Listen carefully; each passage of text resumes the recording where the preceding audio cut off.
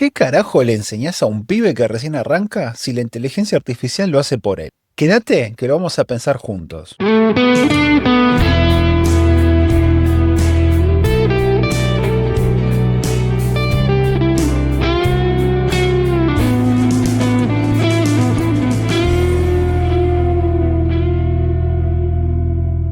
Buenas, ¿cómo va? Esto es Cebando Ideas, como siempre, un espacio donde vamos a preguntarnos cosas. Y hoy vengo con una pregunta que no es mía. Es una pregunta que en las últimas semanas, quizás meses, apareció 3 veces en distintos contextos de gente que no se conoce entre sí y que cada uno la formuló a su manera. Es una pregunta que la escuché por un lado muy seguido y hace ya varios meses me viene picando en la cabeza y la realidad, y les cuento ya, les anticipo el final del episodio, no voy a contestar la pregunta. Porque les voy a contar cómo fue, vamos a buscar pistas, no va a haber recetas acá y vamos a pensar entre todos una pregunta, una solución si es que la hay. La primera fue charlando con un amigo de hace muchos años que conocí en uno de mis primeros trabajos. Él es docente en la universidad, tiene varias materias, pero puntualmente la más importante es una donde se enseña, entre otras cosas, programación, pero enseña las bases, algoritmos, estrategias, soluciones, pensar problemas, las bases, lo necesario para poder después proyectarlo a cualquier tipo de actividad que tenga que ver con la programación. Si tenés 20 años, por ahí te resulta medio plomo, o lo he escuchado que está desactualizado el programa. eh, Eso es una discusión para otro momento, que si está desactualizado o no. Asunto que son materias que te enseñan la base. Y estamos charlando de esto, del trabajo, la modernidad. Y me dice un momento, el asunto es que ahora, ¿qué carambas, no fue la palabra que usó, le enseñás a un pibe si ahora se lo hace todo la IA o lo hace con la IA? Y así, crudo como lo dice, también es como no sé qué hacer. Hay un fondo de frustración en su frase. No nos confundamos. No es una queja del viejo cascarrabias.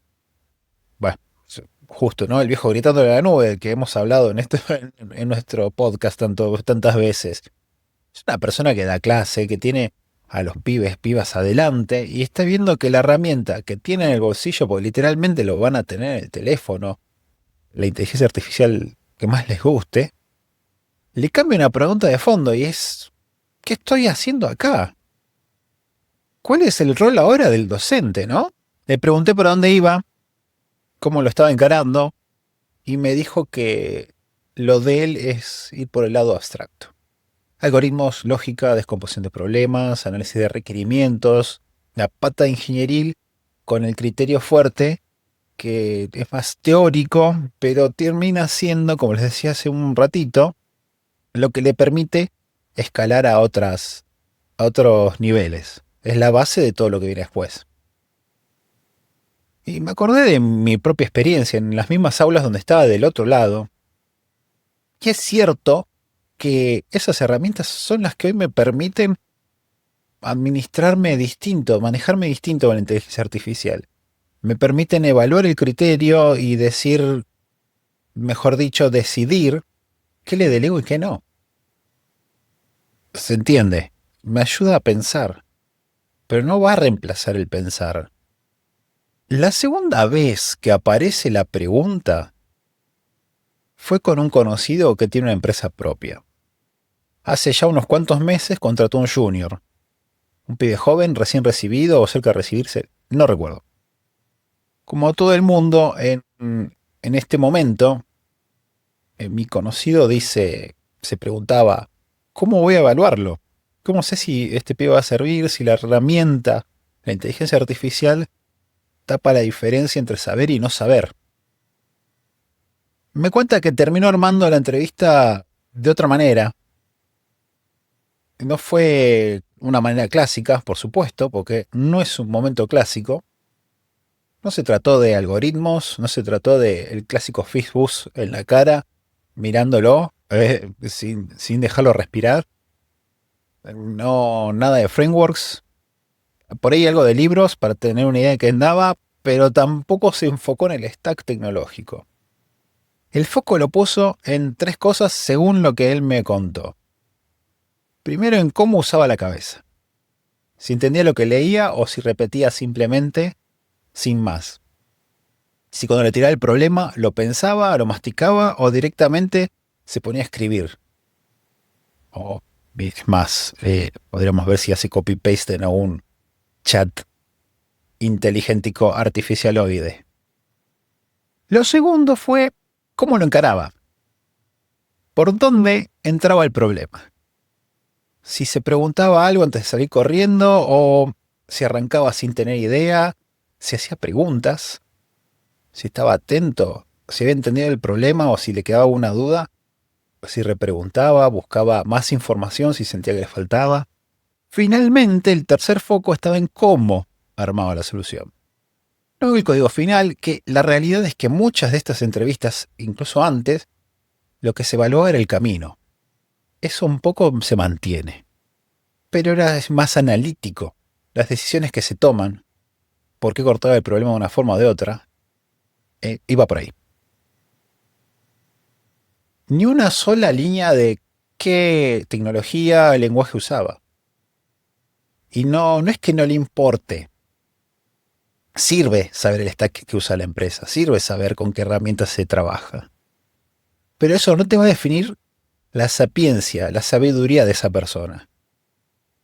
Según lo que él me dice, estos son palabras más, palabras menos de él. Dice que el stack se aprende en unas semanas, un mes. Pero el análisis de los requerimientos, el análisis del problema y la solución potencial, eso no sabemos si lo va a aprender. Y ahí me quedé pensando, porque te hace pensar, junto los puntos hoy en día, y se parece bastante a lo que mi amigo docente movió el foco de enseñanza, la lógica, análisis, pensamiento crítico, pensamiento analítico, cómo descomponer un problema, etc. Dos personas que no se conocen y sin embargo en distintos contextos apuntaban al mismo lado. Finalmente me pregunté yo mismo, me apareció a mí la pregunta, y hace rato que la vengo masticando, no como mentor, no como docente, sino como alguien que está metido en el mundo de hoy en día.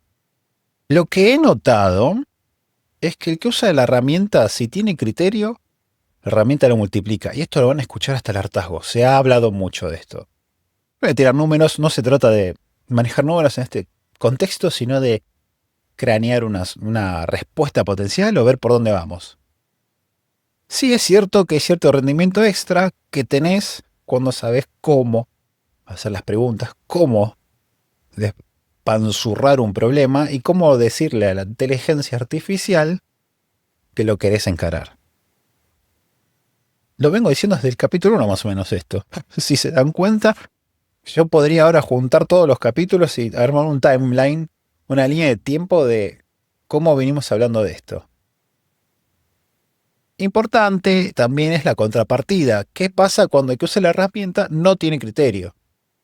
Entonces la herramienta va a multiplicar el no criterio. Un caos. Y lo más probable que también, después de varias iteraciones, la misma herramienta se confunde. Diga, ¿dónde estamos? Imagínense una decisiones a medio cocinar, errores que parecen obvios desde afuera, pero se pasaron, después se multiplican, se potencia. Porque la herramienta no te va a discutir.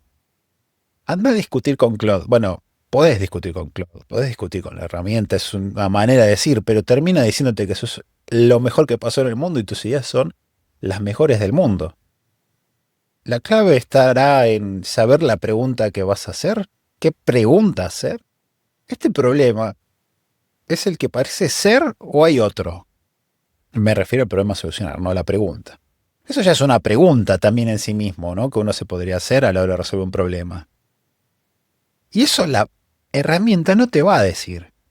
Vos está esperando que vos le pongas, hagamos tal cosa, y te armará un plan, hará un análisis, pero no te va a decir, ojo que en realidad vos estás queriendo hacer otra cosa.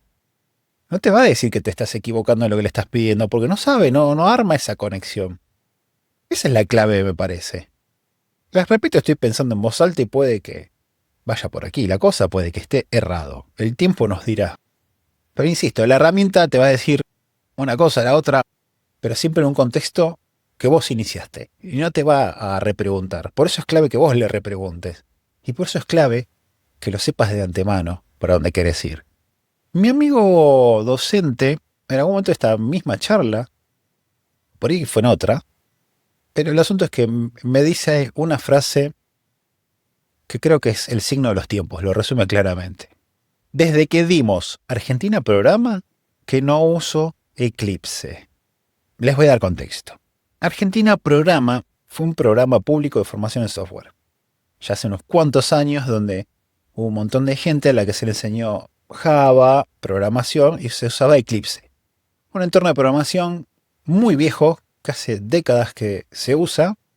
Y era muy usado al principio por ser, primero, open source, no había que pagar ninguna licencia.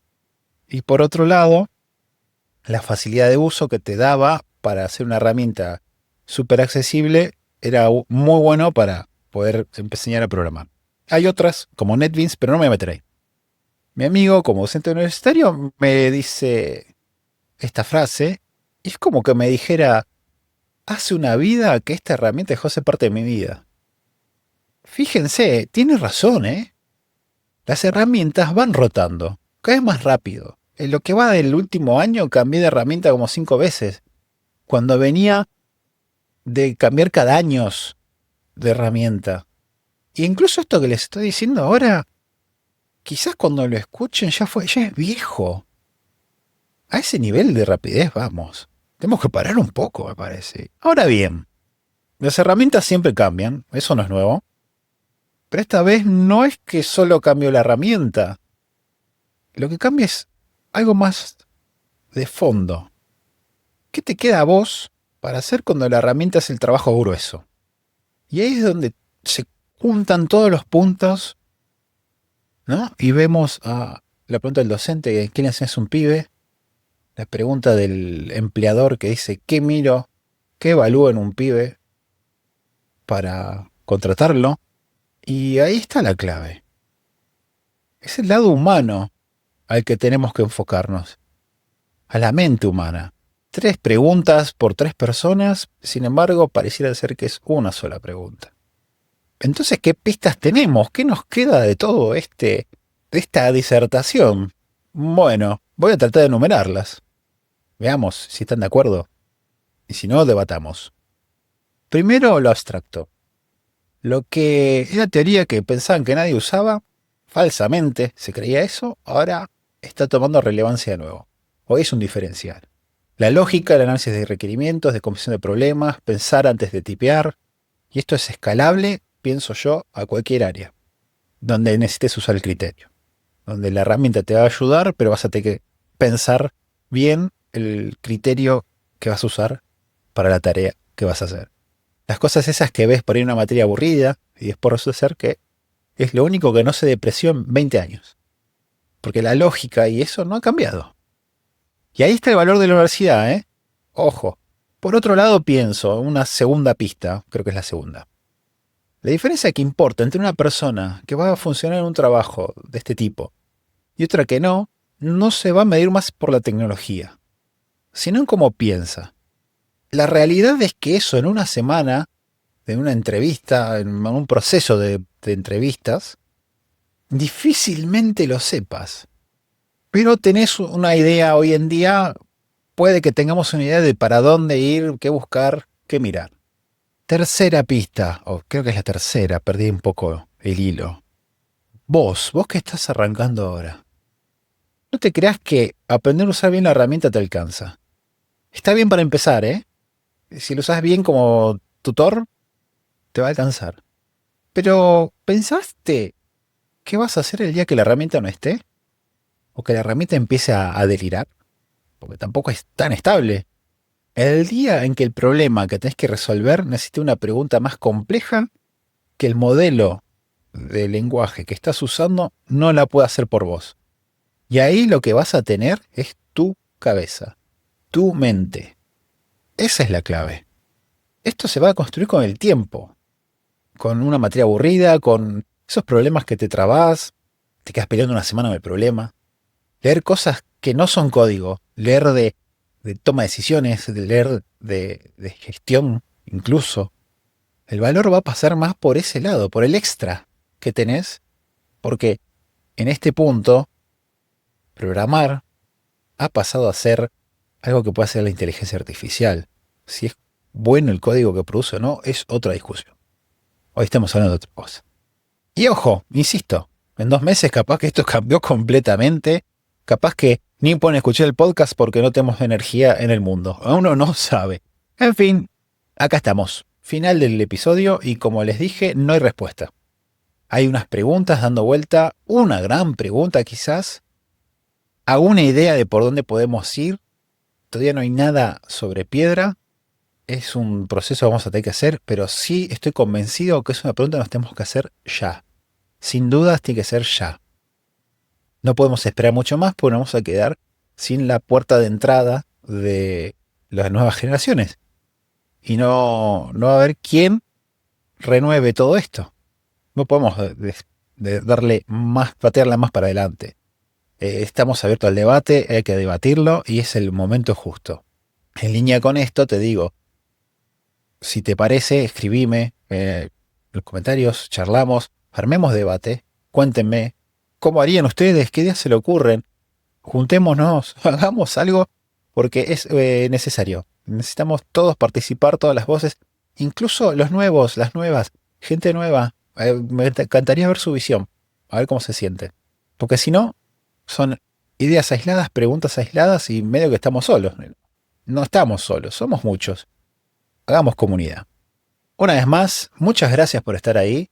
Como siempre les digo, el que abandona no tiene premio y hoy no sé cómo relacionar esa frase con el episodio de hoy, pero bueno, me pueden encontrar en redes, como siempre, Cantore Galvez, está mi sitio web, YouTube, Instagram, LinkedIn, charlemos, debatamos. Muchas gracias por estar ahí. Recomienden el podcast si recién llegan. Hay varios capítulos de la temporada anterior. Muchas gracias por todo y nos estamos viendo. Hasta luego.